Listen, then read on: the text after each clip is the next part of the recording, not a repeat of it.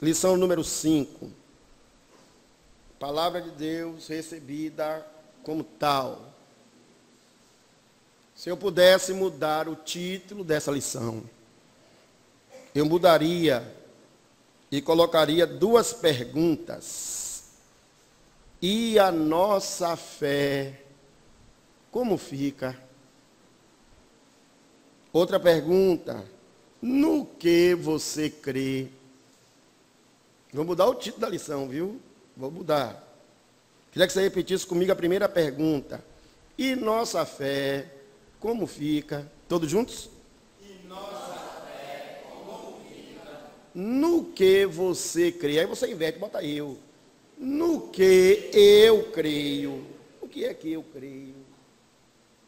Né? Outro dia, quando você ouvir um velho falar, um velho como eu falar de outro dia pode ter sido sexta-feira, pode ter sido há 20 anos atrás, viu, Wagner? Porque o velho assim, ele perde a noção de tempo. Outro dia é outro dia, pode ser ontem ou 20 anos atrás. Outro dia eu vinha ali na Praça da Piedade e tinha um maluco pregando. E pregava, e gesticulava, e gritava e tal, e alguns zombavam, outros ouviam. Depois chegou o ônibus do maluco e o maluco foi embora. E uma senhora, eu vou chamar uma velhinha sentada no banco, ouviu o pessoal fazer os comentários da pregação, e ela interrompeu o comentário e disse assim: olhe, maluco ele pode ser. Isso aí é indiscutível. Maluco ele pode ser. Mas tudo que ele falou é verdade. Que coisa, né? Como Deus usa, inclusive os malucos. Não vou dizer que ele é bom da cabeça, não. Ele pode ter lá as maluquices dele. Mas apesar de toda a sua loucura, ele estava ali com a voz altiva, transmitindo o evangelho da salvação das nossas almas.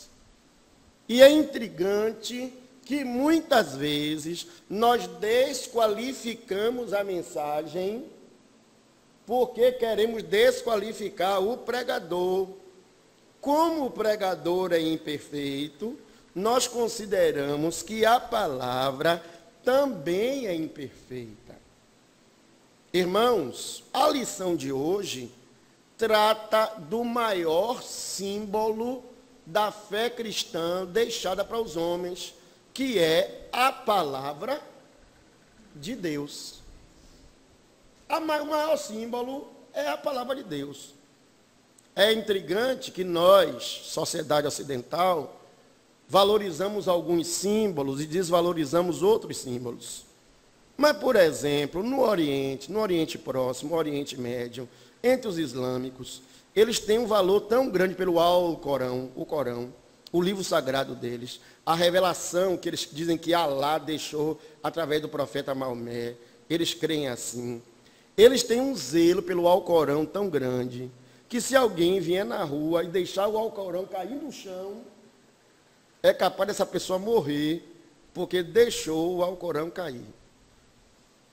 Hoje não, na nossa sociedade, né, alguns nem leem a Bíblia, outros que têm a Bíblia botam debaixo de sovaco, feito desodorante, outros botam dentro da bolsa, bem escondidinho, como se fosse agente secreto, né? Outros têm umas bíbliazinhas bonitinhas, gostosinhas, botam no bolso, feito carteira, né? E nós usamos a Bíblia como qualquer coisa, mas ela é a palavra de Deus, não um livro escrito, não um livro impresso, mas o que está impresso dentro do livro.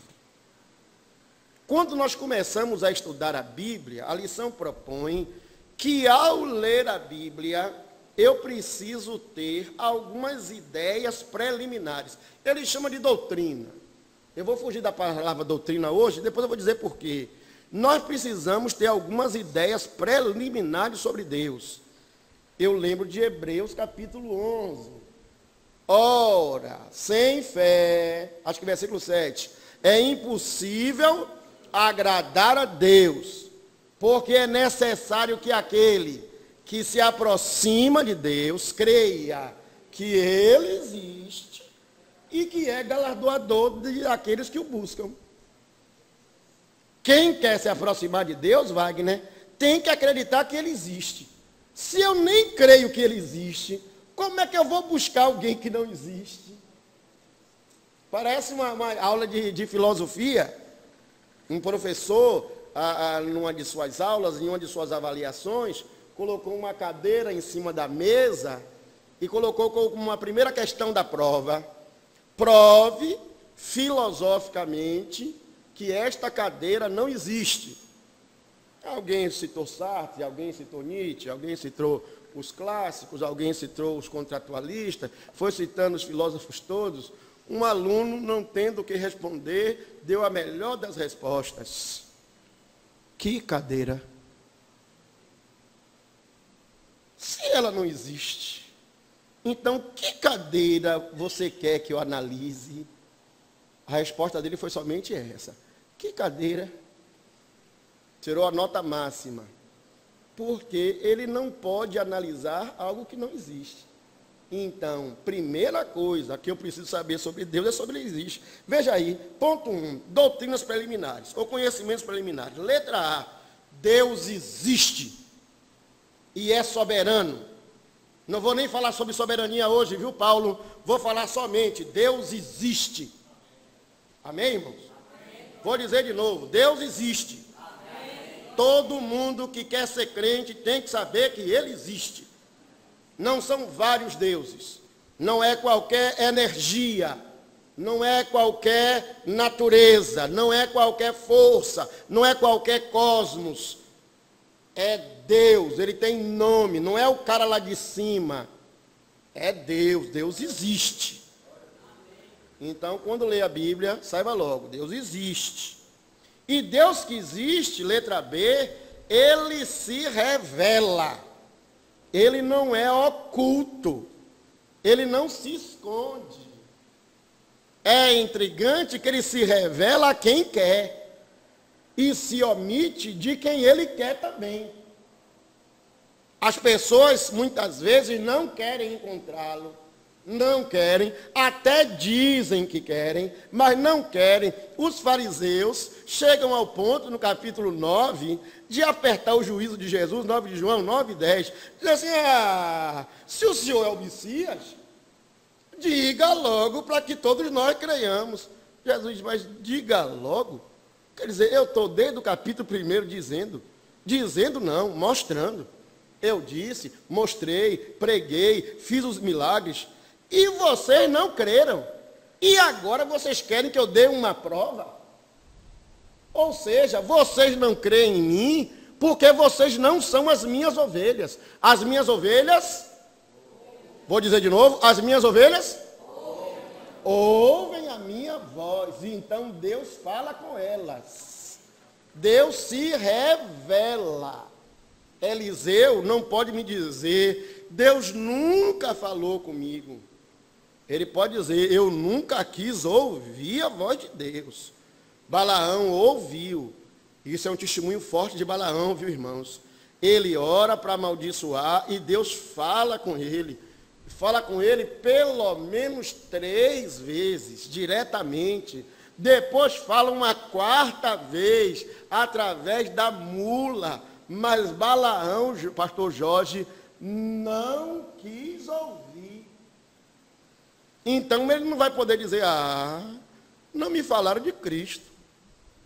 Eu fui para o inferno, porque ninguém me falou de Cristo. Tantos vi que salvou, mas ninguém se importou de falar-me da graça de Cristo.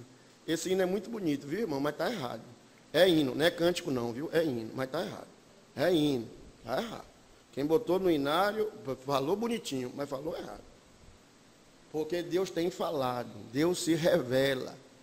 Deus se revelou no passado. O escritor de Hebreus, no capítulo 1, diz assim, tendo Deus outrora falado, muitas vezes e de muitas maneiras, aos pais, pelos profetas. Hoje, recentemente, nos últimos dias, nos falou através do seu Filho. O Salmo 19 diz, os céus proclamam a glória de Deus e o firmamento anuncia as obras das suas mãos. Deus se revela através da natureza, mas a revelação de Deus através da natureza mostra a sua existência, mas não mostra o caminho da salvação. O caminho da salvação foi revelado aos homens através da palavra de Deus. Deus se revela. Deus fala com os homens, mas muitos homens não querem ouvir. Deus também não é torturador, não. Na revelação, nós aprendemos, irmãos, que há uma expressão que deve ser distinta: inspiração e iluminação. Alguém às vezes diz assim: poxa, o pregador de hoje estava inspirado. Não estava, não. Porque se ele estiver inspirado, Diego vai gravar aí, depois vai escrever e anexar a Bíblia. Porque vocês acabaram de receber uma nova revelação. Se é uma nova revelação do Espírito, tem que estar lá, depois do livro de Apocalipse, um novo livro. Emanuel, capítulo 1, versículo 17. Bota lá. Aí é inspiração. Mas, na verdade, apesar de nós orarmos errado e falarmos errado, a expressão correta é iluminação. Irmão Emanuel chegou em casa, leu a Bíblia, pediu iluminação ao Espírito Santo, o Espírito Santo iluminou, e aí ele veio e fez uma pregação na igreja, e aquela pregação falou ao coração dele, ou de Cristiane, ou de Diego, ou de vários irmãos na igreja, ou dos visitantes. Às vezes a gente prega para 200, só fala para um, né? Às vezes a pregação, a gente quer dizer assim: foi para fulano, foi para fulano. Eu sempre digo, a pregação é para mim. Deus quer falar comigo. Se Deus vai falar com fulano, glória a Deus. Mas Ele quer falar comigo. Inspiração. Inspiração, irmãos, é um termo que nós usamos apenas para os profetas, para os irmãos, os homens santos, que escreveram a Bíblia.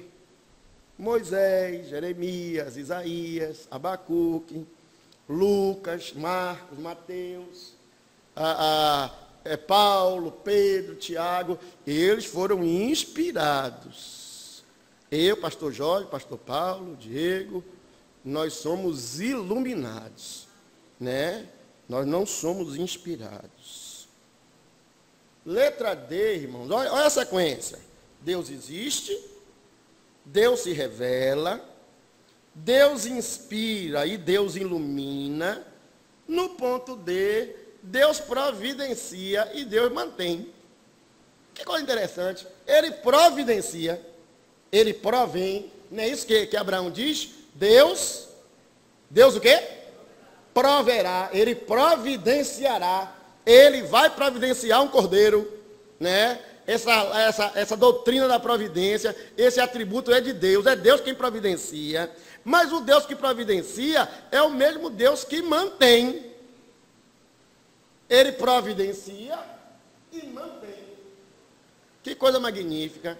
Em relação à sua palavra, eu preciso entender que se foi Deus quem revelou,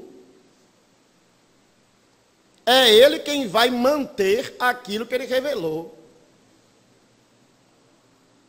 Alex, me diga uma coisa. Você é um homem sério? Você é um homem sério? Cumpridor das suas obrigações, da sua palavra? Você é um homem confiável? Sim, perfeito você é. Talvez mais do que eu, talvez menos do que eu. Mas você é um homem sério? Você vela pela sua palavra? Quando você dá uma palavra, você procura cumprir sua palavra? Me esforça. Imagine Deus. Imagine, Alex, que Deus lhe dá uma palavra e meia hora depois, é Alex ou Alexandre, você me atrapalha? Alessandro, então fica por aí. Que Deus dá uma palavra, daqui a meia hora depois, assim, eu me arrependi. Puxa, vocês ficam brincando com revelação, tem gente que gosta de revelação, né? Eu não sei como é que crente presbiteriano não gosta de revelação. Mas tem crente que gosta. Aí diz assim, irmão, pastor Jorge, se eu contar essas fofocas, pastor Jorge é do meu tempo, ele sabe das fofocas todas. Essa barriga aí, vai nascer um varão e tal, valoroso, pererê, ppp. A mulher do indivíduo que recebeu essa profecia teve 3 ou 4 filhas. O varão não chegou até hoje. Está vindo aí em algum lugar. Porque a palavra de Deus não mente. Ou aquela profetada que foi dada não foi de Deus. Porque Deus não dá profetada. Deus não dá revelação falha. O que Deus promete, Ele cumpre. E existe falso profeta. E esse que eu estou me referindo é um falso profeta. Pode ser até meu irmão, não vou julgar isso, mas que foi falso profeta, foi. E segundo a lei, deveria ser apedrejado. Botava aí na frente, aqui não, na frente da São Cristóvão, ali na Praça Maior, na frente de todo mundo, devia ser apedrejado ali. Porque a lei dizia assim, quem gosta de profecia, viu, irmão Paulo? A lei determinava isso. Se o profeta dissesse uma profecia, não fosse de Deus, a profecia não se cumprisse, ele tinha que ser apedrejado. Então leva para lá. Gente, Deus é quem vela pela sua palavra. Deus é quem guarda a sua palavra para cumpri-la. Eu vou dar uma aula de história agora para vocês. Esqueça o pregador. Agora, irmão Emanuel, professor. Todo livro histórico, mitológico, ele vai sofrer a influência de quem está no poder na época. A pessoa vai e registra aqui o que o presidente, o que o Senado, o que o Congresso, o que o Judiciário, o que a Rede Globo da época deixa registrar. Pronto, fica ali registrado. Quando vier um novo Senado, um novo Congresso, um novo presidente, um novo rei, aí vai fazer a cópia. Ele diz assim, rapaz, isso aqui não está bom não. Tira isso aqui e muda. Bota outra coisa aí para ficar mais bonitinho. Então, todos os livros, no decorrer dos anos, no decorrer da história, todos os livros sofreram variação, mudança. Alguém me pergunta, e a Bíblia não sofreu? Como professor de história, eu estou doido para dizer, sofreu sim. Alguém botou, alguém acrescentou, alguém tirou, alguém omitiu, alguém apagou. Então tem coisa na Bíblia que sumiu e tem coisa que botaram a mais. Estou falando isso como professor. Porque como professor, eu não creio que existe um ser soberano e esse ser vela pela sua palavra. Jesus diz assim, se esses se calarem, as pedras clamarão. E a gente fica pensando assim, como é que a pedra vai sair para pregar o evangelho? Como é, minha irmã, que pedra prega o evangelho? Pedra prega o evangelho. A gente que não sabe que pedra prega, mas prega assim. E eu vou lhe provar, como professor de história, que prega sim. Quer que eu lhe prove que prega? Vou lhe provar agora. No final, na metade do século passado, não melhor, no século XVIII e XIX, se cresceu no mundo o movimento científico. Né? Depois de Charles Darwin, depois da própria promulgação da ciência, depois do iluminismo, tudo do mundo precisava ser provado. Então a Bíblia era um livro, isso aqui é besteira, é balela, é novela da Rede Record, sabe lá, porcaria, é escravizaura, é a mesma coisa, isso aqui é conto e fada, não serve. Apareceu um menino, um pastor, que procurando uma ovelha caiu num buraco, lá perto do Mar Morto. E no Mar Morto, numa gruta chamada Qumran, na próxima cidade onde ele estava, a vila onde ele estava, ele encontrou os pergaminhos. Foi chamado de pergaminho de Qumran, ou pergaminho do Mar Morto. Eram pergaminhos com quase 2000 anos. Alguém disse assim, está vendo? Nós encontramos um livro original, ou da época de Cristo, ou de uma época muito próxima. Agora nós vamos conseguir provar que a Bíblia está mentindo. Agora nós temos aqui a prova documental. Quando os caras começaram a ler, e a narrativa de lá estava toda parecida com a Bíblia de cá. As pedras provaram para o mundo que Deus foi quem preservou a sua palavra. A pedra prega. Quando a igreja está fria, quando a igreja está se desvanecendo, quando a igreja está se esfriando, Deus levanta uma pedra e diz, pregue, porque a igreja não está pregando mais. Anuncie, prove aos homens o cumprimento das profecias, o cumprimento da palavra, a realização da palavra de Deus, para que eles saibam que se eles se calarem, eu vou levantar as pedras, e as pedras vão clamar. E será vergonha para a igreja. E graças a Deus, hoje, nós estamos aqui de portas abertas.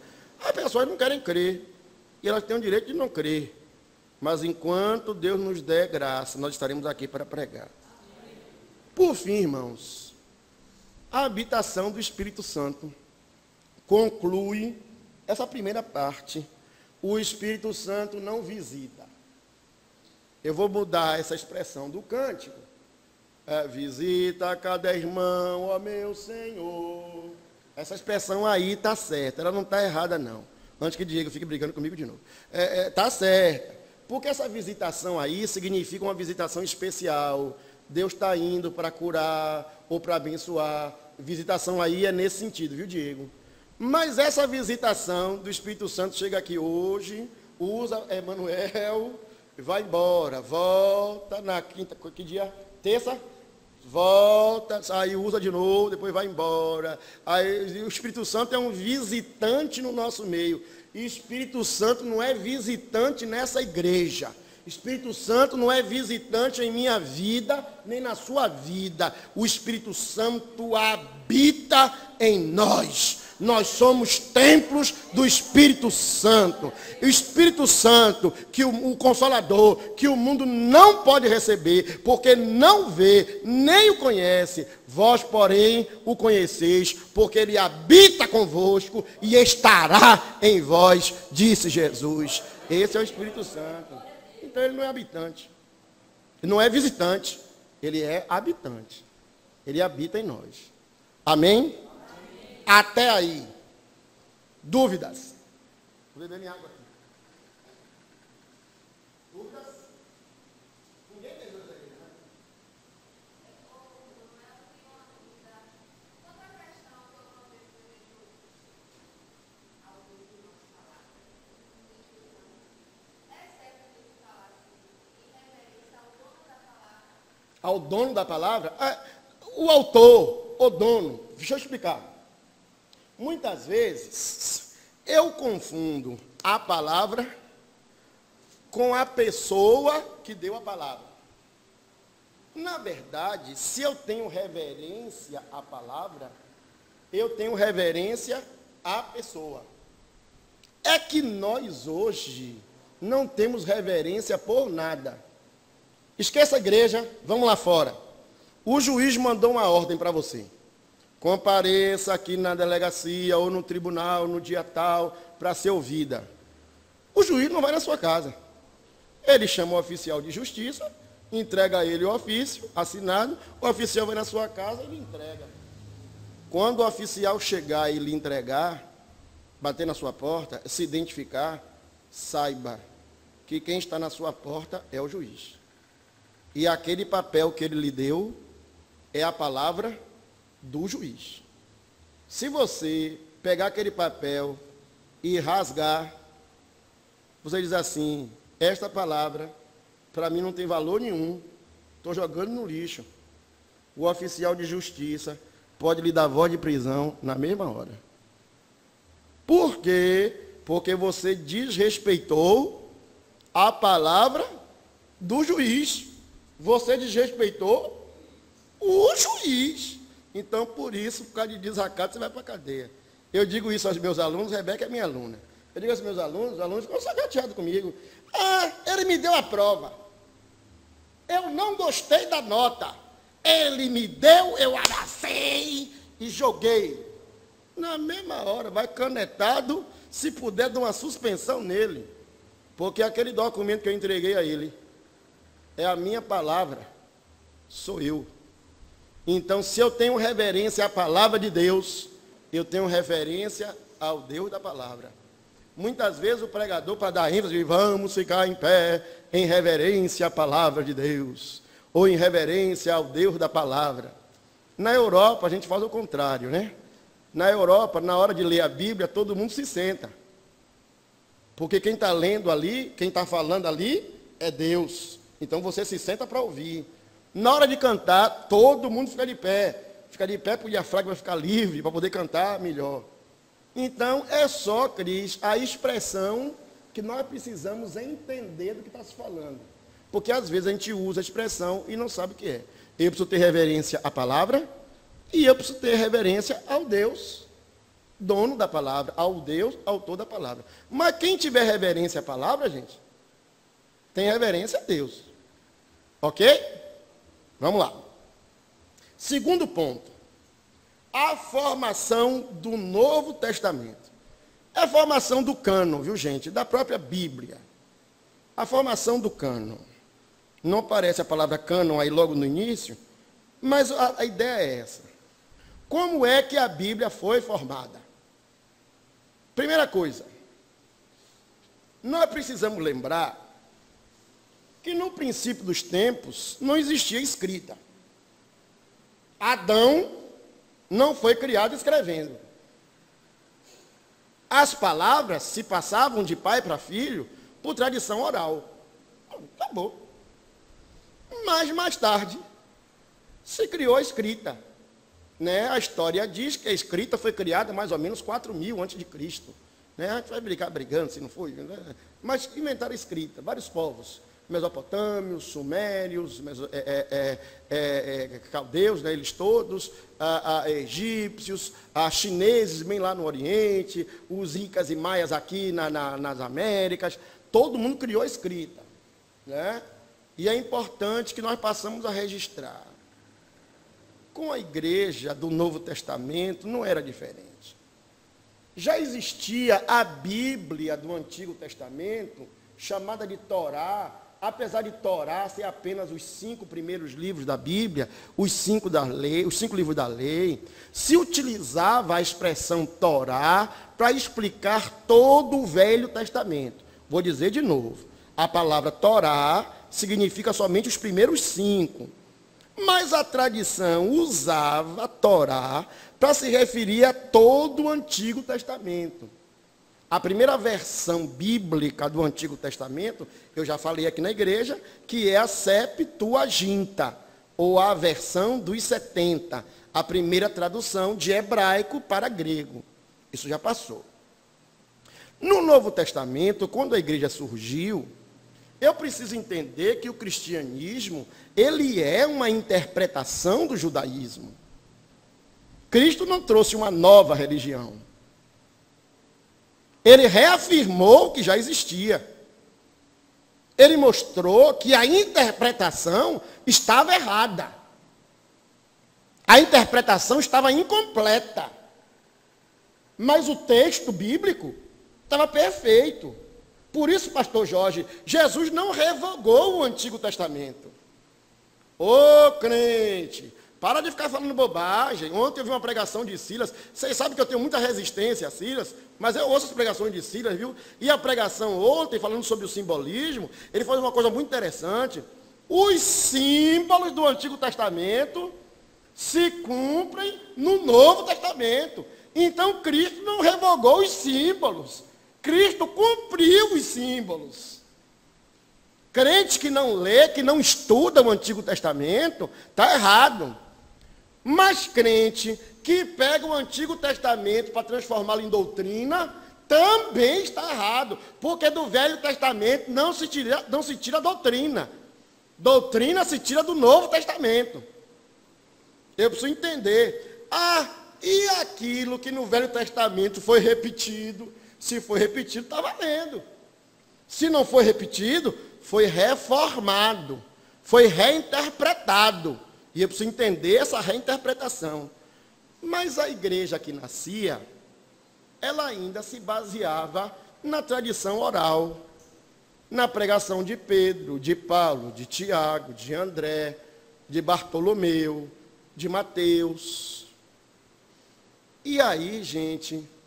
as pessoas entravam na igreja, aceitavam Jesus, mas a tradição ia passando, ela se perdia.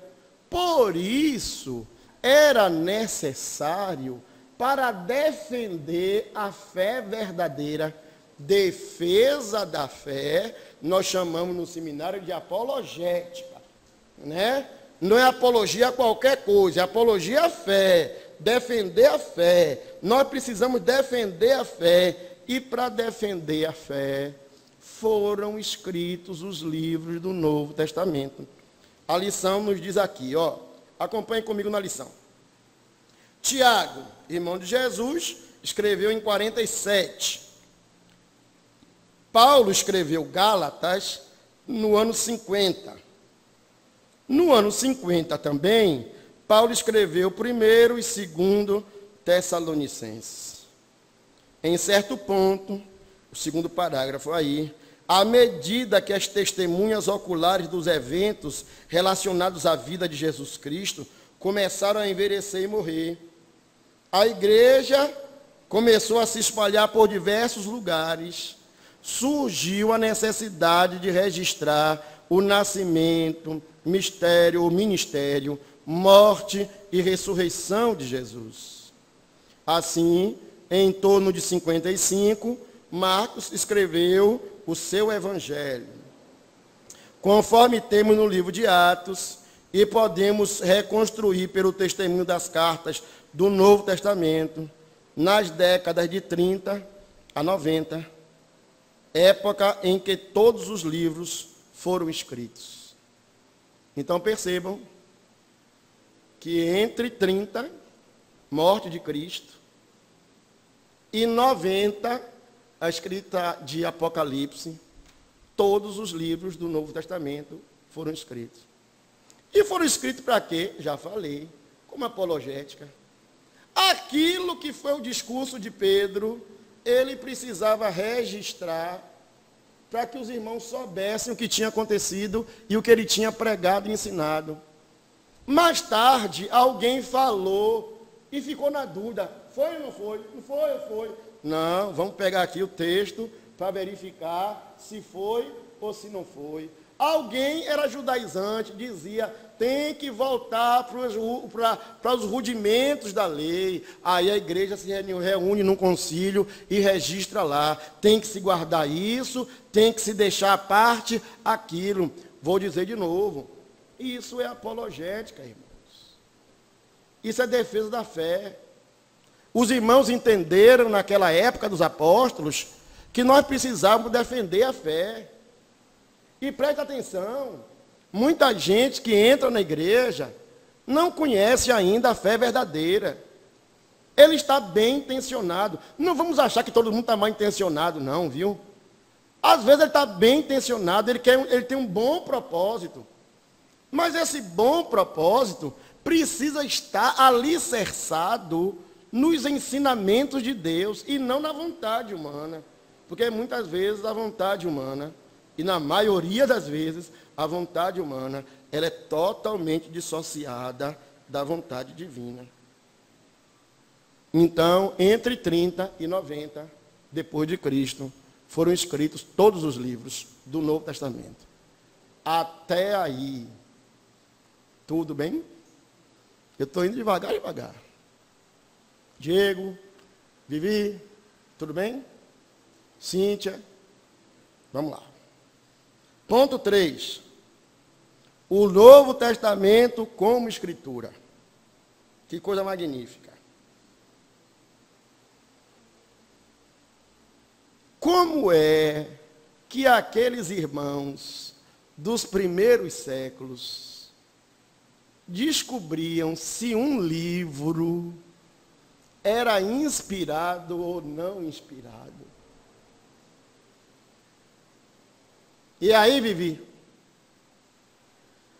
como é que os irmãos descobriam se esse livro de Lucas era inspirado por Deus ou se era criado pelas maluquices de Lucas? Nós vamos autentificar isso, gente, pela própria Escritura. Alguém aqui já ouviu falar de cartório? Cartório de registro de documentos, de assinatura, para ver se a sua assinatura é verdadeira, se o documento é verdadeiro? Hoje, os nossos cartórios, alguns cartórios aqui em Salvador, por causa de um documento que nós assinamos, determina que esse documento autenticado aqui na Bahia, ele é válido em 120 países, 124 países. Eu vi isso ontem na televisão. Então, quer vender uma casa aqui, ou quer vender uma casa aqui na Alemanha, você vai no cartório, autentica aquele documento e diz assim, eu quero um documento apostilado.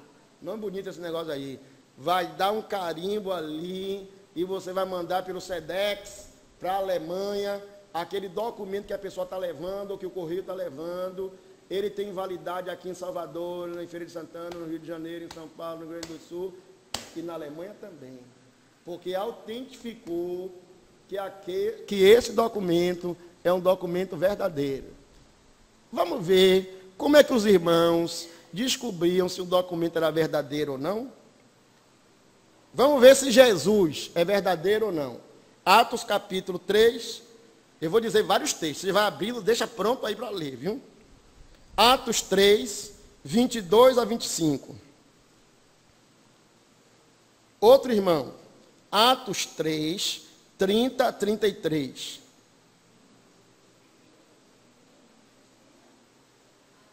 Atos 3, então eu estou ficando velho.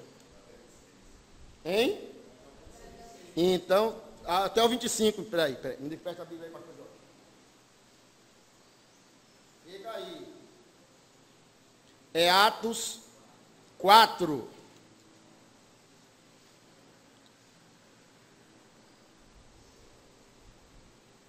Não.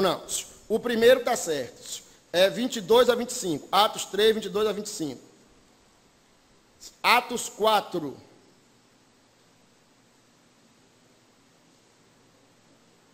(30 e 31). Não, pode ser 30 a 33 mesmo. Atos 4, 30 a 33. Atos, capítulo 4, versículo, melhor não é 4, é 5. Me perdi aqui. Atos 5. Fica um pouco. Vamos ver os dois primeiros, depois eu volto. Vá. Atos 3, 22.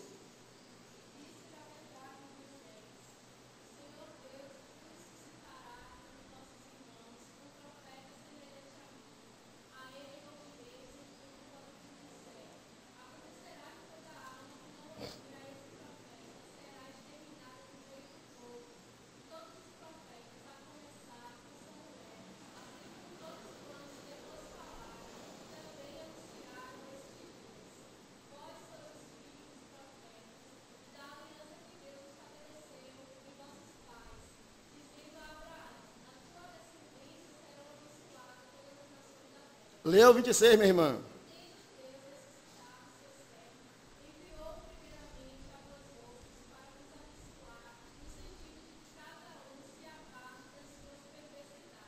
Que coisa gloriosa. Vejam aí, fica uma Bíblia aberta.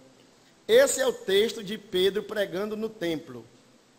Pedro no templo vai apresentar Jesus. Veja aí, capítulo 3, versículo 11. Pedro e João estão pregando no templo. Então, esse é o discurso de Pedro. Estão comigo?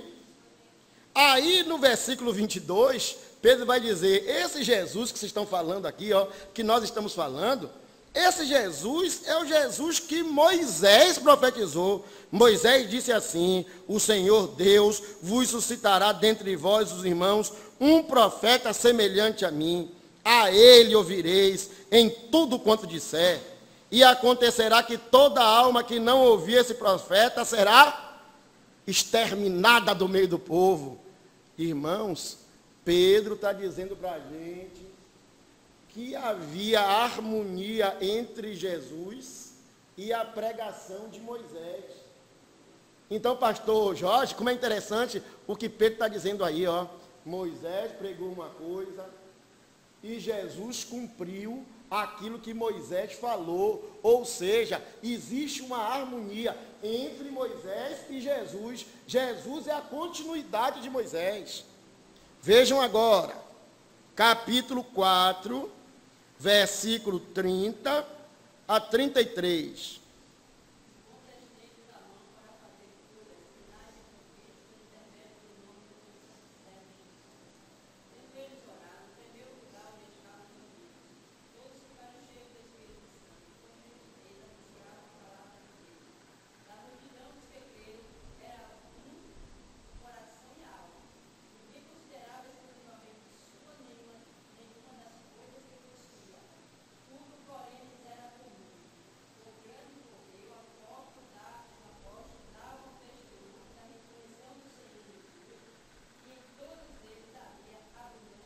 Amém. Olha a continuidade.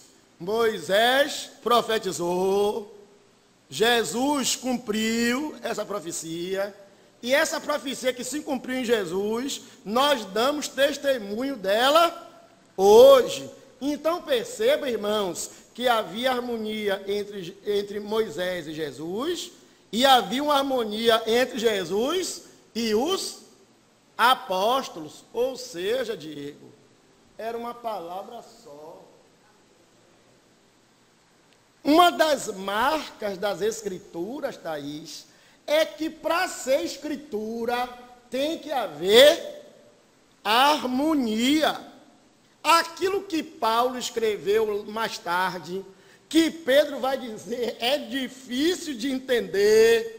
Pedro não diz, não, é difícil de entender, então esqueçam, não serve, vá a outra coisa. Pedro diz, não, aquilo que Paulo, cheio de sabedoria, escreveu, é difícil de entender e que muitos deturpam, isso aí é a palavra de Deus. Pedro está dizendo, olha, irmãos, eu como não tenho tanta sabedoria como Paulo, até tem coisa que eu não entendo ainda, mas isso que Paulo escreveu é palavra de Deus. Então havia uma harmonia entre os apóstolos.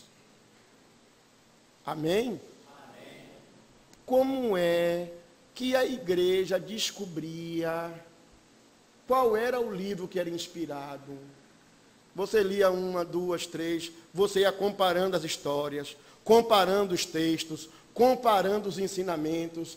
Um dava testemunho do outro. Esse testemunho era interno, porque ele era provocado pelo Espírito Santo. Por isso, os livros foram feitos como uma coletânea, ou melhor, os livros foram feitos separadamente, mas a igreja foi juntando como uma coletânea. Diga, Vivian.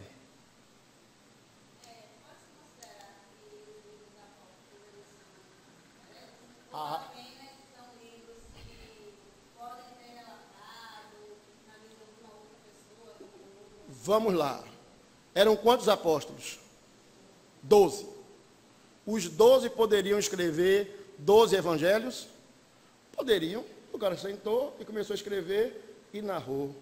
E por que esses outros livros não foram considerados pela igreja da época? Porque ao ler esses livros, a igreja da época percebeu, olha, tem coisa aqui que não está conforme. O ensino não está conforme. O irmão tinha até boa vontade. Não é má vontade, não é simplesmente heresia pela heresia, não. O irmão contou uma história, mas essa história não está em harmonia com o restante das escrituras. Por isso, muitos desses livros foram rejeitados. Mais tarde vai acontecer uma coisa intrigante. Irmãos que já haviam morrido. Alguns livros foram alegados de ter sido escrito por eles. Por exemplo, Judas não se enforcou? E antes de se enforcar, ele escreveu um evangelho? Vocês não pararam para pensar nisso, não? Ah, Emanuel, mas Judas ali não significa Judas, a pessoa. Pode ser Judas uma escola, um grupo de seguidores de Judas. Ou seja, vocês estão me dizendo que na igreja cristã, Judas traz Jesus e existe um grupo de pessoas que seguem o traidor. Você percebe que tem coisa errada? Aí vão surgir alguns livros heréticos depois. Mas eles não precisam ser necessariamente heréticos. Lembra aquela nossa briga, e eu digo briga porque você sabe que eu respeito muito vocês, e vocês me respeitam muito também. Quando eu falo assim do cântico, pô, esse cântico é bonito, mas tem essa ideia aqui que está errada. Os irmãos lá percebiam a ideia errada e diziam, irmãos, essa ideia errada aqui não pode estar na igreja. Nós precisamos mudar essa ideia errada, porque senão essa ideia errada, ela vai contaminar o rebanho. Então os irmãos do segundo século, principalmente, porque os apóstolos já tinham morrido, coube a eles fazer essa seleção. Não havia uma ordem do conselho da igreja para selecionar os livros, não. Quem fez isso foi a igreja. Não existia, alguém vai dizer assim, quem fez isso foi a igreja católica. Não existia a igreja católica na época. A igreja católica só vai existir de fato no século IV. Nós estamos agora no século II.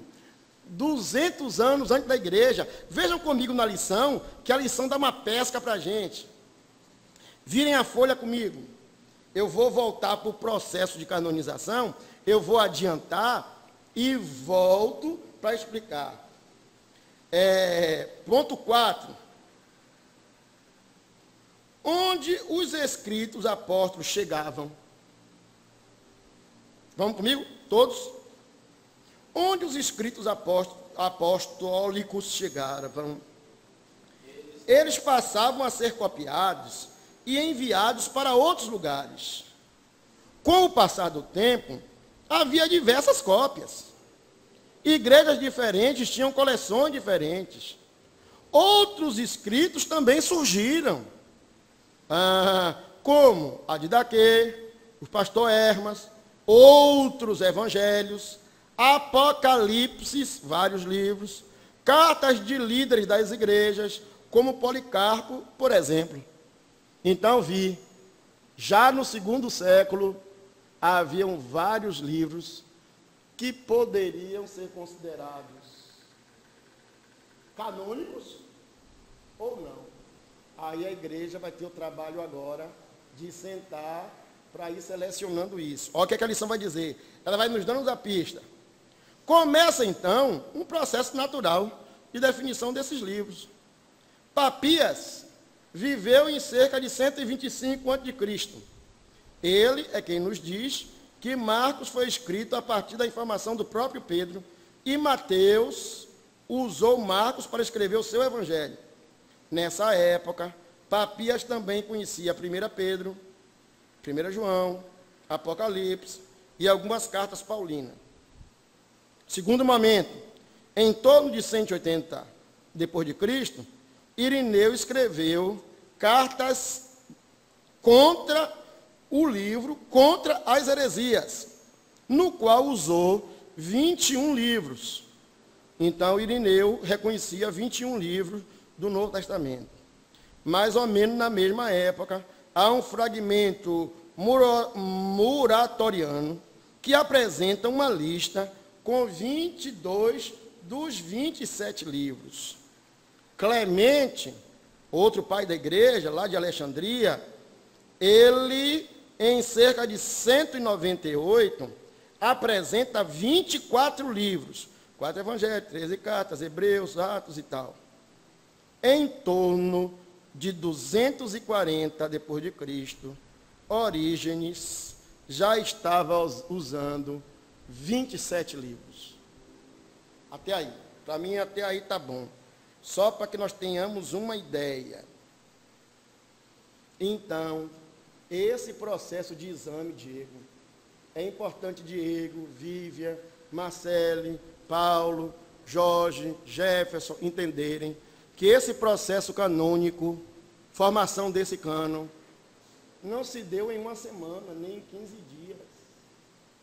A igreja cristã demorou mais de 100 anos examinando livros. Diego achava uma coisa, Vivian achava outra, Emanuel achava outra, os mais velhos, os mais sábios, os mais estudiosos achavam outra. E eles foram verificando onde é que havia a harmonia.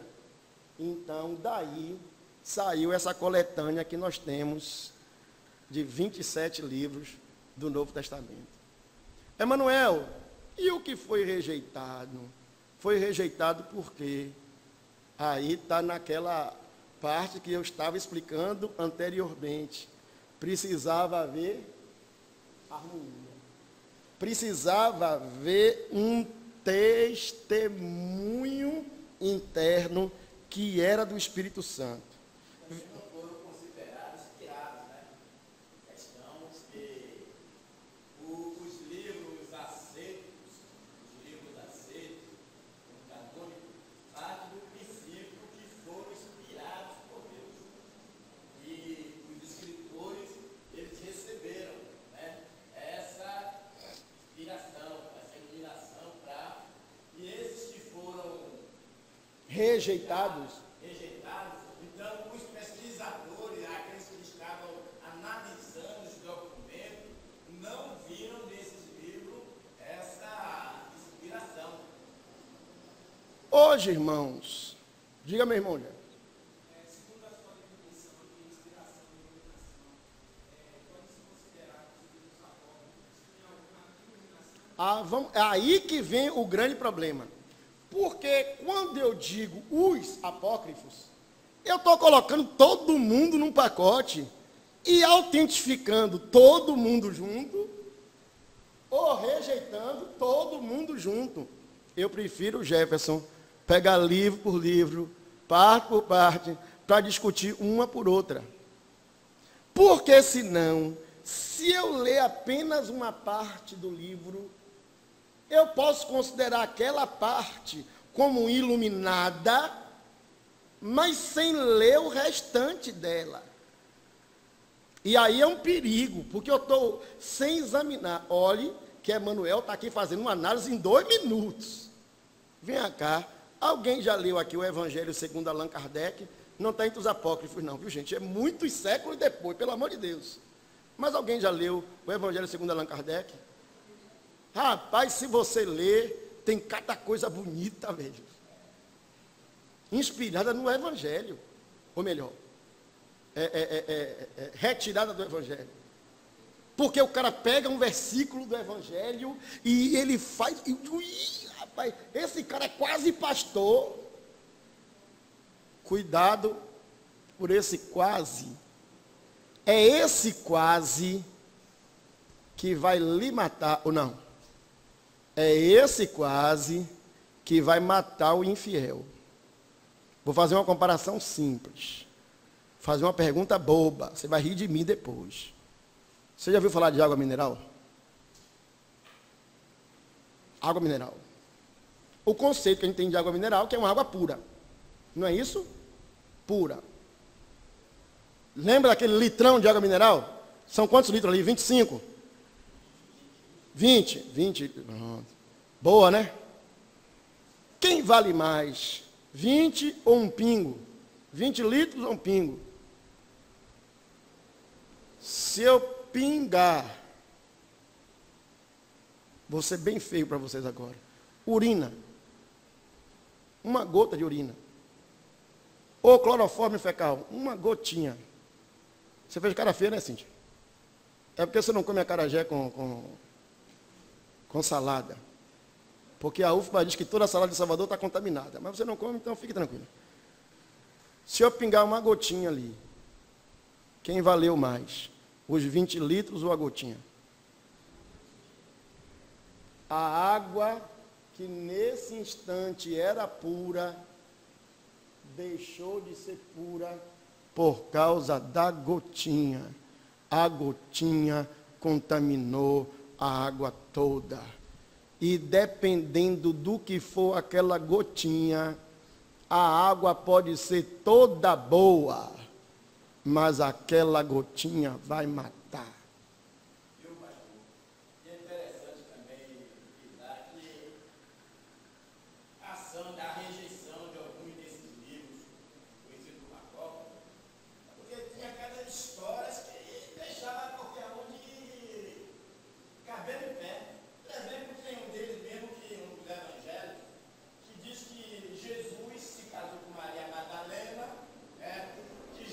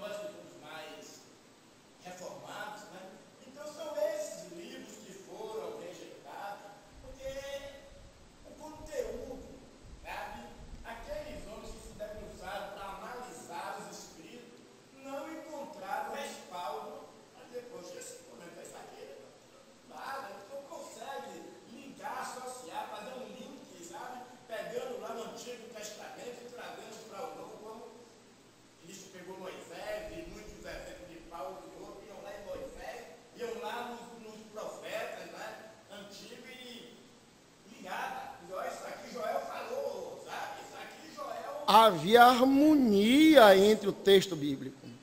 Ok? Ah, não havia coerência. Como livros de história, para conhecimento da história. Ô Jorge, eu até acredito, pastor, que até como livro para a gente conhecer as outras versões, o que é que o povo fala, eu não vejo nenhuma dificuldade, não. O problema é quando o crente, ele quer colocar um livro qualquer em pé de igualdade com as escrituras. Então, quando ele coloca em pé de igualdade, então a Bíblia não é palavra de Deus. Volte ao início, no que é que você crê. Como infelizmente, a igreja católica quer colocar tradição no Pé de igualdade. igualdade com as escrituras, aí é coisa realmente complicada. Irmão Jefferson. Outra característica aqui, eu acho muito interessante é que muitos dos profetas do Antigo Testamento, quando eles profetizavam acerca de algum evento futuro, quando esse evento ocorreu no futuro, os próprios envolvidos, eles deram testemunho daquele evento. Como, por exemplo, quando João Batista é questionado quem ele era. Aí ele diz assim, eu sou a voz que clama no deserto, direitade do caminho do Senhor, como disse o profeta Isaías. E aí quando você vai para Isaías 43, vai acontecer. João está dizendo, lembra aquilo que Isaías prometeu que viria? Se cumpriu aqui agora. É o mesmo dia, quando Jesus entra em Cafarnaum e pega o livro, ele diz, o Espírito de Deus está sobre mim, Ele diz, o que está acontecendo? Está se cumprindo agora o que ele dito lá. Aí Pedro em Pentecoste diz aqui, ó, se cumpriu agora o que foi dito pelo profeta Joel. Então havia aí harmonia. Uma passagem, quando Jesus entra De jumento, quando Jesus entra na sinagoga, que lê o livro, se cumpriu aqui agora. e depois que ele faz a leitura, ele diz, olha, isso que foi dito lá atrás, ele disse que o profeta Isaías está se cumprindo aqui agora. Né? Agora, irmãos, Paulo, Essa questão dos apóstolos, hoje é muito mais sutil. eu vou chegar, é o meu último ponto agora. Vá pelo sutil. Você foi sutil. Vá. Pode ser professor. Hoje a gente acaba criando, nós cristãos protestantes, a gente acaba criando os nossos próprios apócrifos. Sim. Há uns 10, 15 anos atrás, surgiu um negócio meio heresia chamado a palavra rema. Não era uma palavra logos, não estava escrito aqui, mas é uma outra palavra que não está aqui, mas que Deus falava diretamente ao meu coração. E eu começava a agir em função do rema, que é o rema do inferno, que é a picareta. E acabou que isso norteia a cabeça de muitos crentes e históricos ainda. É comum eu tive nos arreados da igreja. Eu sou presbiteriano, mas não creio nisso, não creio nisso. Aqui a pessoa acabou de jurar isso aí quando você se batizou. Não é isso. Tem esse tipo de coisa. Tanto que eu sou muito radical com relação a isso, tá? Coisas assim, com calma. Eu sou radicalíssimo, uma pessoa. Sou presbiteriano, mas não quero que meu filho se batize, porque eu não creio. Então, meu filho, você está no banco, não pode nem cantar na igreja. Eu tenho coerência com aquilo que eu exponho uma coisa que creio. E vai ter hipocrisia.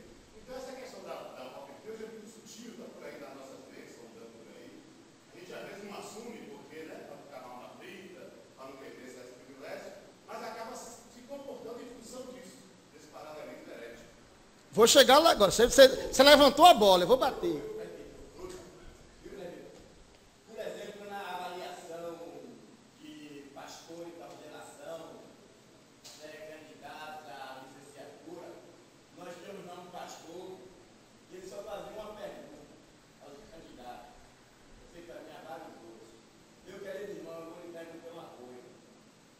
Você subscreve a nossa confissão de fé, os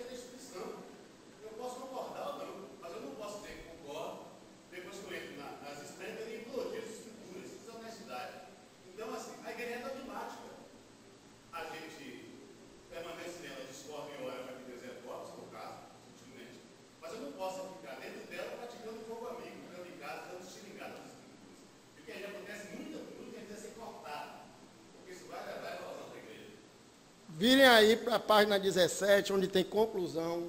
Volte aí 5 linhas. Nunca houve uma decisão arbitrária da igreja, excluindo alguns livros e optando por outros. Mas os livros, como o ensino apostólico, foram colocando a si mesmos à parte, autenticando-se como palavra de Deus e sendo reconhecidos pela igreja como tal. Amém? Vem para a última parte agora, a conclusão, que Paulo levantou. Isso, irmãos, que nós narramos aqui, essa briga ocorreu lá no século II, século III, século V já tinha resolvido esse problema. Já estava lá resolvido isso aí.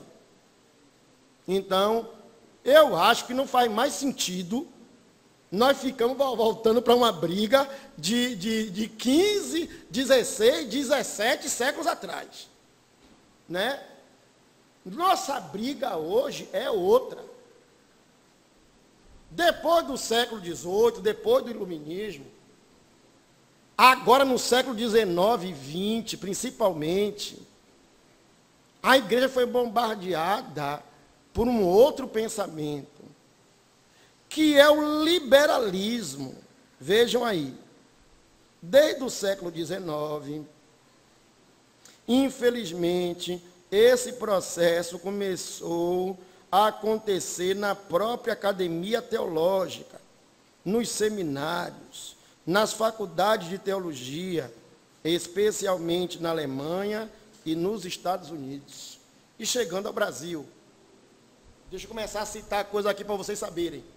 Pastor Paulo precisou tomar um curso de teologia, um curso chamado de convalidação. Ou seja, o teólogo que quer ensinar teologia na faculdade ou na escola, né, ele tem que passar por uma convalidação. Pastor Paulo foi tomar esse curso numa faculdade teológica aqui na Bahia, lá na FBB, Faculdade Batista Brasileira, que não tem nada a ver com a denominação batista. Eles herdaram o nome de batista, mas não são batistas. Para você não chegar aqui dizendo que eu estou falando mal da igreja batista. São batistas nada. Eles não fazem parte de convenção nenhuma, nem da Convenção Batista Brasileira, que é a tradicional, nem da Convenção Batista Nacional, que é a renovada. Eles não fazem parte de convenção nenhuma. Ele da convenção chamada Átila Batista, Átila Brandão. A convenção dele se chama isso. Paulo está lá assistindo a aula, pastor Paulo, e aí alguém começou a falar de Gênesis. Um pastor levantou, pastor, professor, fez, não, nós estamos tratando aqui de um tema. Gênesis não serve para ser tratado deste tema, porque Gênesis é apenas uma mitologia. Mitologia, irmãos, para quem não lembra, é um conto de carochinha, é algo que não aconteceu. Alguém contou para alguém, que contou para alguém, contou para alguém, que todo mundo acreditou, e ficou, mas não é verdade.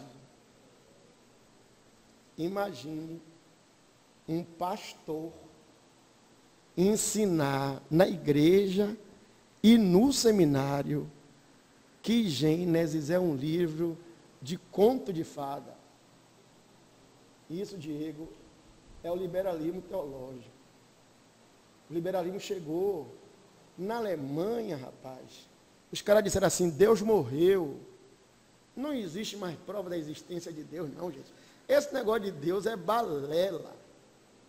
Deus até existiu, mas existiu e ficava lá no trono dele, esquecido no céu, barbudo, cansado. Deus era muito igual à mitologia grega. Se você rezar para ele, ele existe. Se você não rezar para ele, ele não existe. Esquece isso. Deus morreu, Deus acabou. Incrível. Imagine, Diego, essa pregação é numa igreja cristã, dizendo ou que Deus não existe, ou que se ele existe, ele não interage, ele não se mete na sua vida.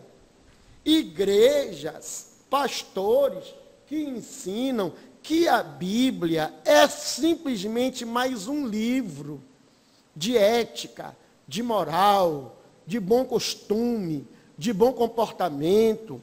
Por isso, o que é pecado na Bíblia pode não ser pecado para um grupo, porque a Bíblia não é a verdade. Ela é uma verdade. Mas igual à Bíblia, existem outras verdades. Por fim, irmãos, para terminar, dentro desse grupo, existe alguns que dizem assim, olha, a Bíblia até mostra a salvação. Mas o homem pode alcançar a salvação sem a Bíblia. Ou melhor, ele pode conhecer a Deus sem as Escrituras. Aí Paulo vai completar quando ele fala da palavra rema. A palavra rema, Paulo, surge exatamente nesse momento. Porque se a Bíblia não é a verdade, a Bíblia é uma, pode ter uma terceira, uma quarta, uma quinta, uma décima, então para que essas palavras todas? Deus pode falar diretamente comigo. E a Bíblia não tem valor.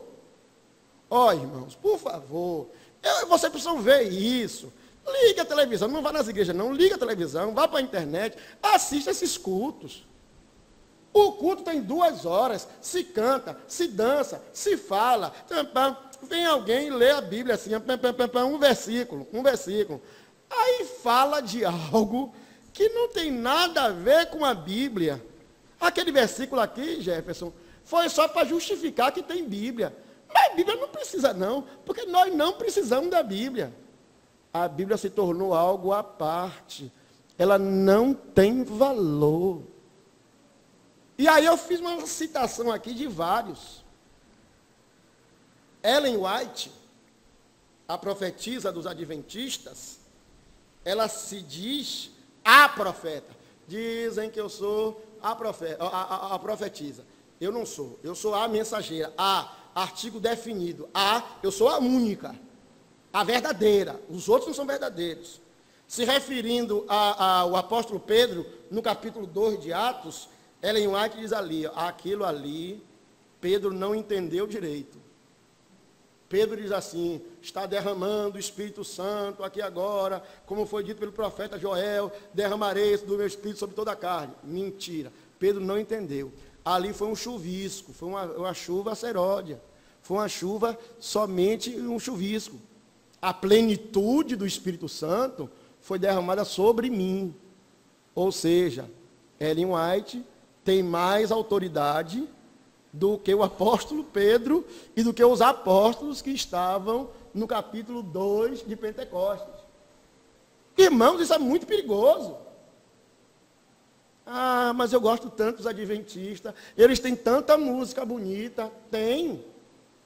Mas eles nasceram a partir de um movimento anticristo. Eu amo os adventistas, mas eles nasceram de um movimento anticristo. Eles ensinam abertamente, Cristo salva, se você cumprir a lei. Se você não cumprir e não guardar o sábado, Cristo não salva. Testemunha de Jeová. Testemunha de Jeová diz, olha, a Bíblia é boa, mas na hora de traduzir a Bíblia, traduziram errado. Há versículos da Bíblia que estão errados. Por isso a tradução Testemunha de Jeová é chamado de versão do Novo Mundo. Então você vai ler a Bíblia deles, rapaz, a Bíblia é 90% igual. Mas quando você bota a lupa, aí vem aquela gotinha contaminada. No princípio era o verbo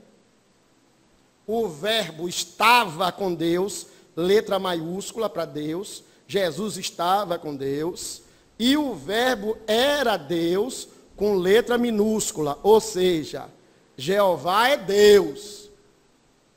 Jesus é um deusinho.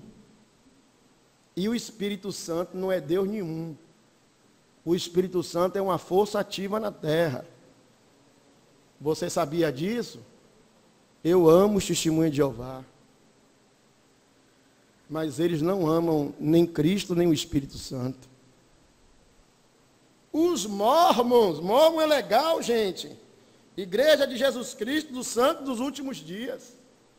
O Joseph Smith tem uma visão e ele descobre Jesus depois que ressuscitou, depois que falou com os discípulos, ele veio morar na América.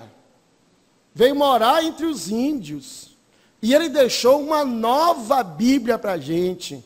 O livro dos Mormons. O Evangelho segundo Joseph Smith. Ali é uma nova Bíblia. Quando você pergunta aos caras, eles dizem assim, ó, entre a Bíblia e os Mormons, quem é que pesa mais? Os Mormons. Os adventistas leem a Bíblia, do lado da Bíblia, o Espírito de Profecias, os livros de Ellen White. A Bíblia só pode ser lida com a explicação de Ellen White. É ela quem explica a Bíblia para você. Você sabia disso? É bom saber. Os neopentecostais, pelo amor de Deus, são nossos irmãos. Eu vou chamá-los de irmãos aqui, gente, porque há muita gente iludida. Mas é interessante que há tantas subdivisões que você fica... falar de neopentecostal é tão difícil hoje, porque é tanto grupo. Mas, se eu fizesse uma separação simples, besta... Olha, tradicional é só a Bíblia. Pentecostal é a Bíblia e as revelações. Neopentecostal não precisa mais de Bíblia, não, é só revelação. Você vai cair no movimento celular ou no movimento G12, que há desdobramentos e desdobramentos em cima disso. Eu gosto de falar do grande G12, de que é o cara que traz o movimento para o Brasil, que é o grande expositor do movimento, que é o apóstolo René Terranova. Já falei de René Terranova aqui, e René Terranova sempre cria uma coisa nova para nos impactar. Eu gosto de René Terranova porque ele é o cara das novidades. Ele diz assim, tudo que Jesus quis dizer aos seus apóstolos e não disse, tudo aquilo que Deus queria dizer à igreja, e ele não colocou nas Escrituras, ele revelou aos apóstolos. Rapaz, que coisa. René Terranova diz, quando o seu pastor chegar na igreja, reverencie seu pastor, porque ele é a voz de Deus na terra. Palavra de René Terranova. Átila Brandão, no seu púlpito, diz abertamente nas suas orações, Espírito Santo. O culto de evangelização é 3 da tarde. Não se atrase, porque eu não me atraso. Então eu descobri um homem que é mais pontual do que o próprio Espírito Santo. Você sabia disso? Mas as igrejas, irmãos, estão abarrotadas, porque as pessoas baseiam a sua fé na palavra dessas pessoas. Eu não estou falando contra igrejas grandes aqui não, porque nós temos grandes igrejas em Salvador que não são das nossas denominações.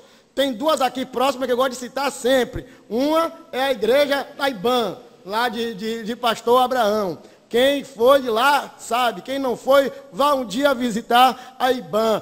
Pastor Abraão é uma referência de homem de Deus, convicto na palavra, um homem reformado, crente, bom pregador, com a igreja abarrotada de gente. Não é a igreja ser grande, ter mais membros do que aqui, que desqualifica a igreja, não. Muito pelo contrário, irmãos. Deus tem usado pessoas em congregações pequenas ou em igrejas grandes. O que nós estamos fazendo aqui é a defesa da palavra de Deus, e não da palavra de Abraão, ou da palavra de pastor tal, ou de pastor tal. O que nós defendemos é a palavra de Deus. A nossa convicção é na palavra de Deus. O nosso alicerce é na palavra de Deus. Você que está aqui nessa manhã, você precisa entender que a palavra de Deus é alimento para a sua alma. Sua fé tem que se basear em coisas básicas, pequenas e firmes. Deus é todo-poderoso, Ele é o Criador. Deus fala e se revela ao seu povo através das Escrituras. Guarde doutrinas básicas da fé cristã e você nunca vai se arrepender. Quais são? oração, leitura da palavra e comunhão com o povo de Deus e com o Deus desse povo. Tenha comunhão, leia a palavra, estude a palavra, viva a palavra, se dedique à palavra e você terá uma vida próspera, espiritualmente e fisicamente. Isso é a palavra dos reformadores, irmãos. Sola Escritura. Nós não baseamos nossa fé em coisa nenhuma. Nós confiamos na palavra do Senhor. Amém. Diga, minha irmã.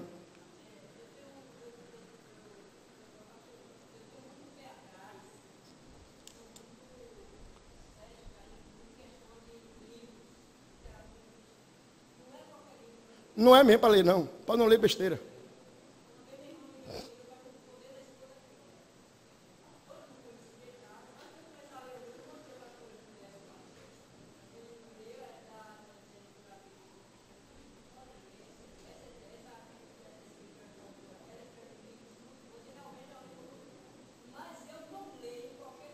Não leia mesmo, não.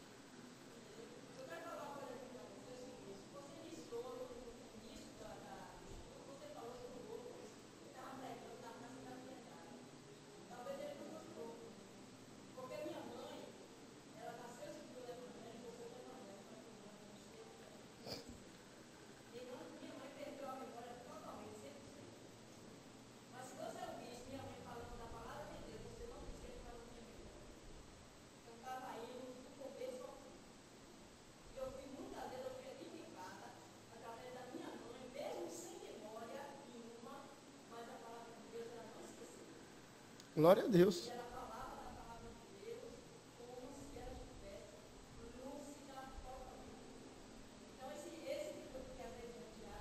Que é louco.